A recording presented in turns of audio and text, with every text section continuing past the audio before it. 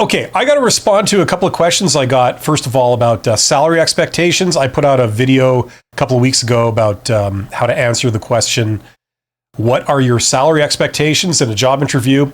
And the emphasis being on in a job interview, because whenever I bring this up, I always get people saying, well, what if they ask me on a form, like on a website when I'm applying for a job and it's a field and I've got to fill in a number and I can't put a range, I can't put words, I have to put an actual number and I can't skip the question. What do I do then? It's very simple, okay?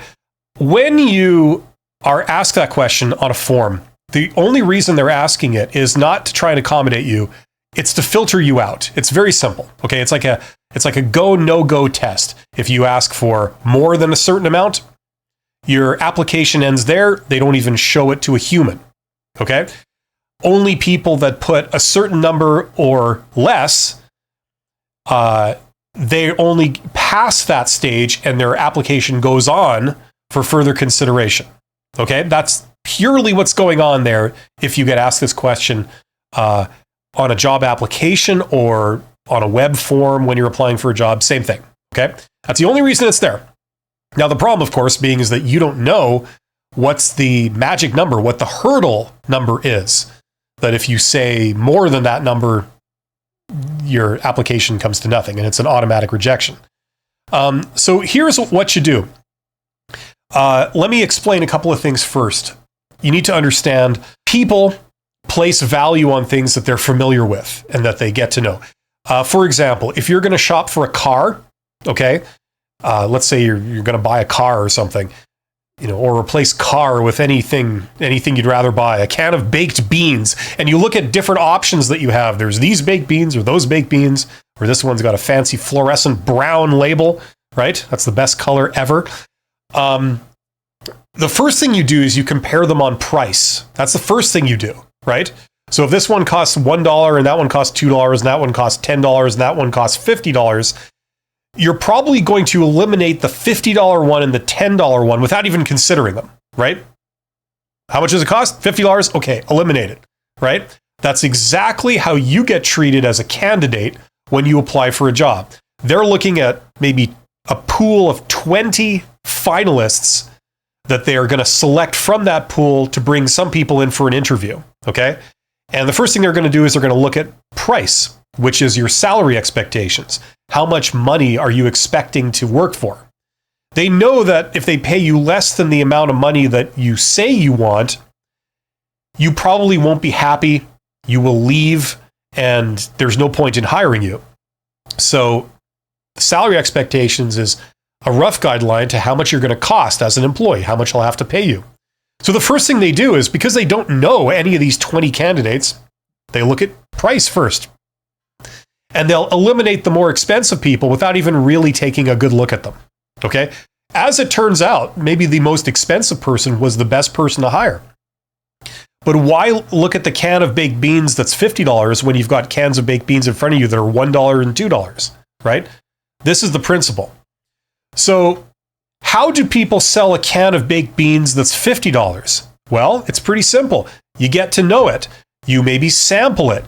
You start seeing ads for it everywhere. You hear great reviews about it, right? You start hearing more details about the quality of the product, and all your favorite celebrities recommend it, something like that. So you're getting to know it. And then after a while, maybe you sample it and you go, hey, this is pretty amazing. And then you actually go out and pay $50 for a can of baked beans. That's how those things sell. The problem is that if you're eliminated in the very first round of consideration, you never get to that stage. So that's exactly what's going on in a job, in the job application process when they ask salary expectations on a form. So how do you get past this? Well, it's very simple. Number one, you're usually functioning with incomplete information. There's a ton of things you don't know about the job at that stage. You don't know what benefits they provide. You don't know what the working hours are. You don't know if your coworkers are awesome, they're going to be your best friends, or they're a bunch of jerks. You don't know if your boss is great or your boss is a complete idiot. You don't know how demanding the job is. You don't know what their policy is for overtime, remote work, flexible work hours, sick days. You don't know any of this stuff, right? This is all pretty important, right? But they haven't told you any of that, but they want a number from you. So here's what you do. You put the lowest number you would ever possibly accept if every detail about the job that you don't know is perfect. Okay, so if everything that you don't know about the job turns out to be the best case scenario, right? Your coworkers turn out to be your best friends. Your boss turns out to be the best boss you've ever had in your life. The benefits turn out to be tremendously generous. They give you 3 weeks of sick days per year that you have to use. Vacation is very generous, etc., etc. So how much money would you need to take that job if all those other things were true? And they could be, for all you know. They haven't told you. Now, the thing is, if you put a low number, but then later on in the process, they start revealing some of these details, and they're not best case scenario, you can always revise your salary expectations upward later on once you start finding out these things, right? So that's the way you handle that question. Enter the lowest number you'd ever possibly accept if everything you don't know about the job turns out to be best case scenario. Simple as that. Someone in the chat says, how about entering in $1? Well, that could work. The only problem with it is that it's not a serious answer, right? And you run up against another principle, which is that they don't want to hire anyone desperate, okay? They don't want to hire anyone desperate for a job.